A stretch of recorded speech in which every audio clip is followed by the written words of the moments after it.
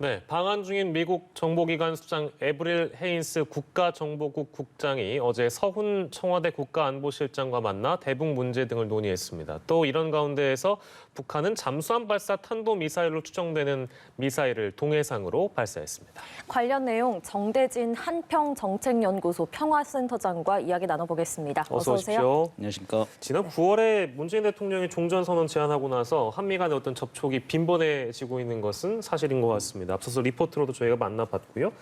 정보기관 수장들이 또 만나기도 했고 이 고위 당국자들이 한국을 연이어서 방문하는 거에 대해서 어떤 의미를 좀 부여할 수 있을까요? 코로나 사태 이후에 굉장히 좀 빈번하게 만난 게 거의 첫 번째 지금 시즌이 열리고 있는 것 같습니다. 예. 5월에 한미 정상회담이 있었고 그 여름 동안에 이제 실무 접촉이 있다가 이제 현지에서 이제 서울과 뭐 하여튼 일본과 그런 워싱턴 현지를 돌면서 정부 수장들이 만나고 있는데 예. 이번 주엔 또 이제 서울에서 좀 미국의 CIA 국장도 오고 또 미국 국가정보국장도 오고 하도 또 한미일 정보수장 회의가 열리는 아마 좀 간만에 열리는 좀 슈퍼위크 같은 그런 느낌이었는데 지금 물밑에서 좀 긴밀하게 돌아가고 있는 것 같긴 합니다. 근데 문제는 이 물밑에서 긴밀하게 만나가지고 상대인 그 북한한테 뭔가 제안을 하고 그리고 우리가 원하는 한반도 평화 프로세스가 돌아가야 하는데 지금 여러 가지 밖에서 봤을 때는 아마 좀 만족할 만한 제안들이 군불은 많이 떼고 있는데 그 군불 떼면서 이제 같이 뭐 고구마든 새우든 뭐 구워 먹어야 되는데 뭘 구워 먹을 건지는 북한은 아직 잘 모르겠다. 지금 그런 상황인 것 같습니다. 그렇군요. 네. 어제 오찬에서 그 헤인스 미국 국가정보국장과 서훈 국가안보실장의 오찬에서 어떤 얘기가 오갔는지 뭐 구체적으로 알려지지는 않았습니다만 어떻게 예상을 해볼 수 있을까요? 우리는 종전선언 제안을 했죠. 그리고 북한도 종전선언 자체에 대해서는 반대하지 않는다라는 입장을 좀 보이고 있는데 근데 다른 얘기들이 좀 나오고 있어요. 이중 자체를 철회하라라고 하는 이야기도 나오고 있고 북한 입장에서 아직 미국으로부터 구체적인 이야기를 아직 듣지 못한 겁니다. 새로운 조건, 계산법을 가져오라고 했는데 어떤 조건을 가지고 북한과 협의를 할 건지에 대해서 미국한테 아마 구체적으로 아직까지 못 들은 것 같아요. 그래서 이제 우리도 아마 종전선언 추진을 위해서 미국한테 어떤 북한한테 줄 동력이 무엇인가 그런 걸 협의하는 자리가 됐을 거고 미국 같은 경우는 좀 서두르지 말자. 지금 미국의 관심은 또 중국이잖아요. 대중봉쇄인데 거기에서 또 한국의 역할, 또 한미일 안보 협력이 중요하다라고 하는 이제 그런 포괄적인 얘기하면서 어쨌든 포괄적인 입장에서는 이제 한미 동맹의 이제 발전 뭐 그런 의지를 가지고 여러 현안들을 얘기를 했을 것 같습니다. 네. 또 오늘은 한미일 3국 정보수장이 만납니다. 비공개 회동을 한다고 알려졌는데요. 이게 지난 5월 도쿄에서 이렇게 만난 뒤에 5개월 만에 또 만나는 거잖아요. 대중 견제 또 대북 관련 논의가 좀 시급하다는 이런 의미인 것 같기도 한데 오늘 논의에서는 또 어떤 얘기가 오갈까요? 이건 아마 미국의 필요가 가장 좀 큰 것 같아요. 특히 이제 대중 봉쇄에 거의 뭐 영혼을 끌어모아 가지고 미국은 총력을 기울이고 있는 상황인데요. 거기서 이제 한미일의 안보 협력이라고 하는 것은 굉장히 좀 중요합니다. 얼마 전에 오커스라고 해서 호주와 이제 안보 협력에 있어서 큰 또 진전을 미국 입장에서 이루었는데 이게 굉장히 나중에 좀 지정학적으로 큰 이제 진앙지가 될 것 같습니다. 근데 거기에 이어서 바로 이제 중국의 턱 밑에 있는 한국과 일본 간의 협력 이것들을 올해 안에 더욱더 공고하게 하는 게 아마 미국의 가장 큰 단기적인 목표일 거고요. 거기에 대한 이제 미국이 여러 가지 좀 설명을 하고 그럼 그걸 위해서 우리 협조하기 위해서는 한반도 평화와 안정이 필요하니 우리는 또 이게 종전선언이나 한반도 평화 프로세스를 조금 더 속도감 있게 진행하도록 미국도 좀 협조를 해달라. 뭐 이제 그런 이야기들이 아마 주고 받았을 것 같습니다. 당국자들이 바쁘게 움직이고 있는데요.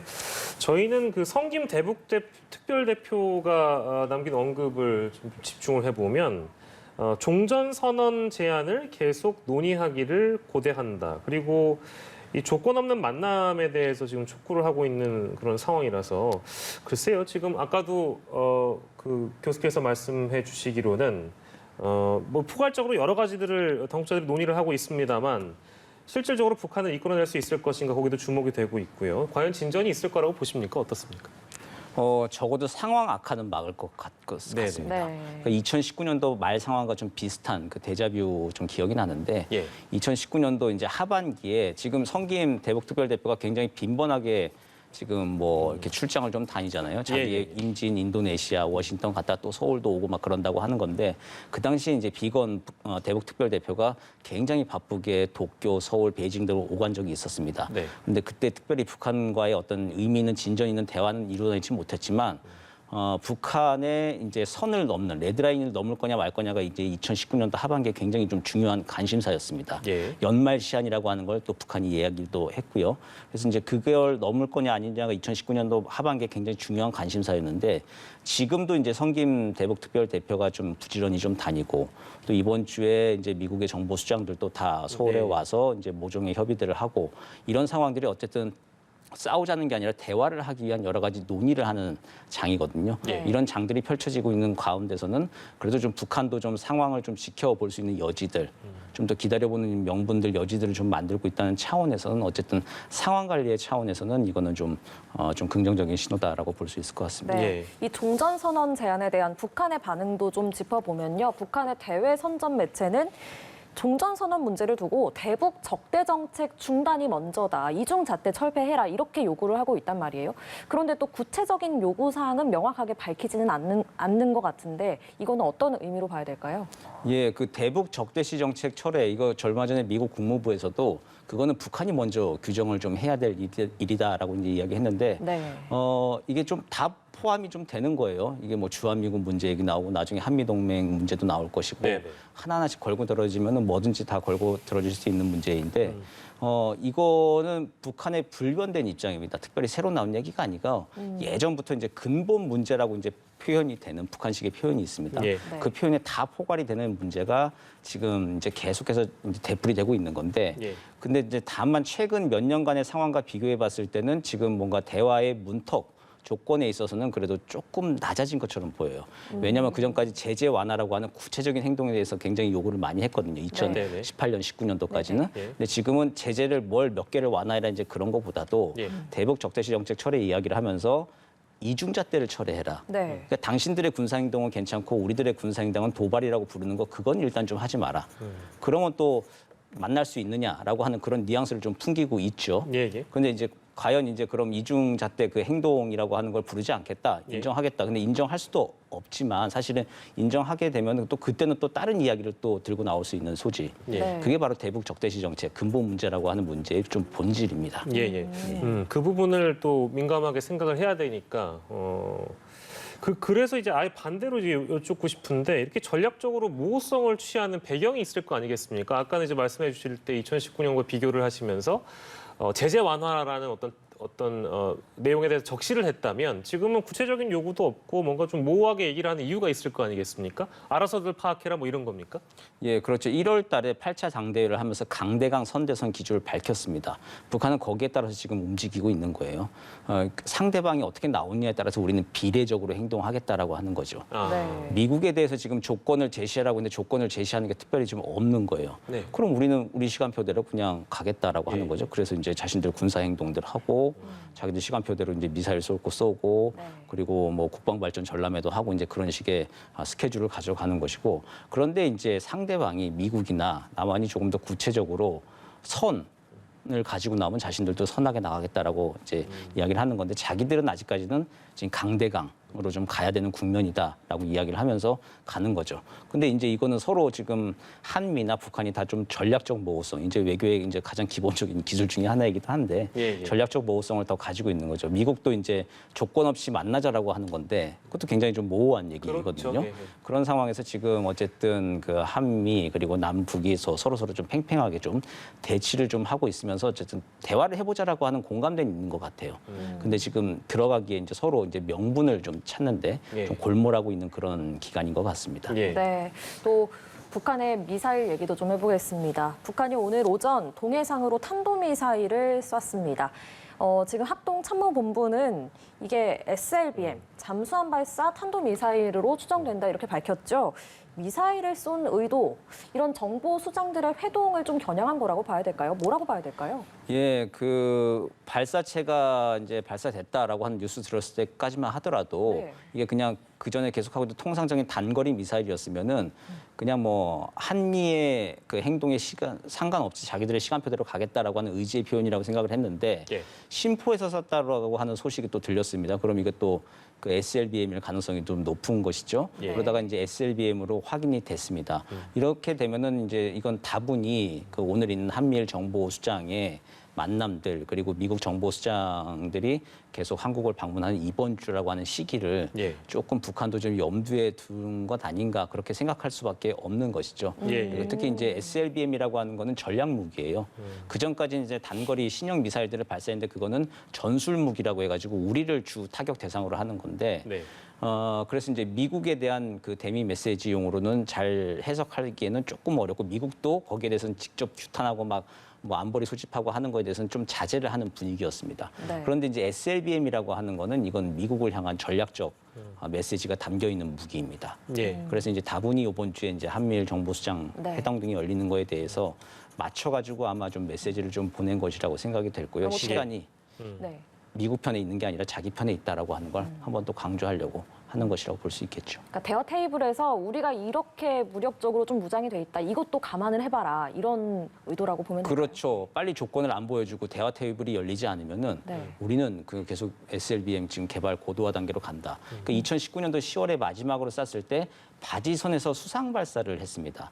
근데 남은 게 이제 잠수함 내에서 수중 발사를 하는 건데 오늘 그게 어떤 식으로 발사했는지 아직 확인은 안 됐어요. 아마 내일 되면 북한 매체가 보도를 하면 확인이 되겠지만 예. 네. 만약에 이제 2019년도 10월 달에 바지선에서 쏜 거와 같은 그런 수상 발사가 아니라 무슨 수중 발사를 했다. 그리고 심포에서 3,000톤급 이상의 잠수함을 건조하고 있었는데 그것도 모습을 또 드러낸다. 예. 이제 이렇게 되면은 이것도 또 다른 게임 체인저로서 이게 굉장히 좀 판이 흔들리게 되는 형국입니다. 그렇군요. 네. 그 어떤 기술적으로 계속 진도가 나가고 있다는 느낌을 보여주려고 하는 것 같은데 물론 한미 정보 당국의 분석에 따라서 내용이 좀 더 확실시 돼야 저희가 또 다양한 얘기 나눌 수 있겠습니다만 전망 중에 하나는 미니 SLBM 뭐 그런 것은 아닐까 뭐 이런 전망도 있는 것 같아요. 그 가능성은 어떻게 보십니까? 그 북한은 그 시험 발사 성공했다 한 번에 만족하지는 않고요. 예. 네. 계속 이제 실패를 한다라고 하도 아랑곳하지 않고 자신들의 시간표대로 갔던 게 김정은 때의 군사개발의 특징입니다. 예. 그 전까지는 어떤 명분과 체면 중시하기 때문에 무조건 성공을 좀 해야 되는 것이거든요. 네. 근데 이제 김정은 위원장 때에 대해서는 이게 좀 실용적이에요. 진짜 기술 개발을 하기 위해서 몇 번 실패해도 그 책임자들 문책하지 않고 계속 할 수 있도록 독려를 합니다. 그래서 미니 뭐 SLBM이라고 한다면 어쨌든 다음 단계 이게 수상 발사했다가 이제 수중 발사로 가기 전 단계에 여러 번 또 시험 발사를 하고 또 테스트를 해야 되는 거 아니겠습니까? 네. 아마 그런 식의 발사가 있었을 것도 지금 추정을 할 수 있는 것이죠. 예. 네. 또 한편에서는 우리나라에서 독자 개발한 그 누리호를 지금 발사가 이틀 앞두고 있잖아요. 그걸 겨냥한 거다 이런 예측도 나오고 있는데 이 부분은 어떻게 보십니까? 남북이 이제 미사일 경쟁이 어제 오늘은 일은 아닙니다만 지금 북한도 아마 굉장히 조금 신경을 쓰는 기간일 겁니다. 얼마 전에 우리가 먼저 SLBM을 발표했다라고 네. 하고 이제 북한은 빼버리고 우리가 7번째다. 그게 북한이 들어가면 8번째가 되는 건데 예. 북한을 빼고 우리가 7번째다라고 이제 발표를 했습니다. 이제 그게 또 뭐 공인되고 있기 때문에 북한 입장에서는 일견 좀 자존심과 체면을 좀 구긴 면이 있을 거예요. 그래서 네. SLBM을 또 이제 성공시켜야 되는 하나 과제가 있을 거고 지금 또 뭐 우리 항공우주 박람회도 지금 열리고 있는 것이고요. 그리고 네. 또 21일에 우리 발사체 누리호를 발사합니다. 그러면 뭐 당신들만 로켓 쏘냐? 뭐 우리도 로켓 쏘는 건 똑같이 이제 정상적인 국가 행동이다라고 하는 걸 보여주고 굳히기 위해서 네. 지금 아마도 이제 이런 그 일련의 미사일 발사 로켓 발사 시험 같은 것들은 멈추지 않고 계속 아마 될 것 같습니다. 네, 다목적 포석을 깔고 이 SLBM을 발사하지 않았겠는가 그 분석을 해봤고요. 우리 정부는 NSC 국가안전보장회의 상임위원회 긴급회의 열고 이번 발사가 한반도 평화 프로세스를 진전시키기 위해서 최근에 이제 주요국들이 협의를 하는 데 있어서 아무튼 깊은 유감을 좀 표시를 했습니다. 고민이 뭐 깊을 거라는 생각이 드는데 앞으로 우리 정부는 어떤 대응을 해야 될까요? 참 이렇게 입지가 자꾸 좁아지고 있는 것이죠. 그래서 우리는 근데 뭐 다른 이야기를 또 할 수가 없는 거죠. SLBM 썼다고 해서 우리가 똑같이 또 SLBM을 지금 또 뭐 쏘고 이제 또 긴장 국면을 조성할 수도 없는 것이고. 그래서 아마 종전선언 이제 제안이라고 하는 건 일단 내뱉은 말은 이걸 이루기 위해서 계속 이제 관련국들을 설득하는 문제. 이제 그게 좀 중요할 것이고요. 그 무엇보다도 이제 기존의 남북한에 합의해 놓은 군사 공동위원회라고 하는 그 틀이 있습니다. 네. 아직 개최가 안 되고 있는데 남북 군사공동위원회라고 하는 그 장내로 들어오라라고 하는 걸 북한한테 자꾸 설득하는 수밖에 없을 것 같아요. 자, 북한은 지금 장외에서 자신들의 행동이 불법이 아니다. 우리 것도 인정해달라. 지금 계속 이제 이런 메시지를 보내고 있는 건데 네. 그러지 말고 이미 장내 대합 테이블을 합의한 적은 있으니 장내로 들어와서 그러면 그 군사공동위원회의 주요 의제인 전력 증강 문제 등등에 대해서 좀 논의를 시작해보자라고 하는 거를 자꾸 설득하는 수밖에 없겠죠. 네. 그리고 또 하나 남은 거는 또 중국인데요. 그 중국 같은 경우는 내년 2월 베이징 동계올림픽을 평화롭게 네. 성공적으로 개최를 해야 됩니다. 네. 근데 지금 이제 하반기 10월, 11월 들어가는데 SLBM을 발사하고 한반도의 평화 안정이 만약 흔들린다. 동계올림픽의 이제 성공적 개최를 좀 보장하기가 힘들어지는 상황이 오죠. 그러니까 이런 점들을 고려했을 때 좀 중국 당국도 좀 긴박하게 좀 나서달라라고 네. 하는 거 좀 설득을 하면서 다각도로 좀 움직여야 할 그런 바쁜 시기인 것이죠. 예. 네, 알겠습니다. 지금까지 정대진 한평정책연구소 평화센터장과 함께 이야기 나눠봤습니다. 고맙습니다.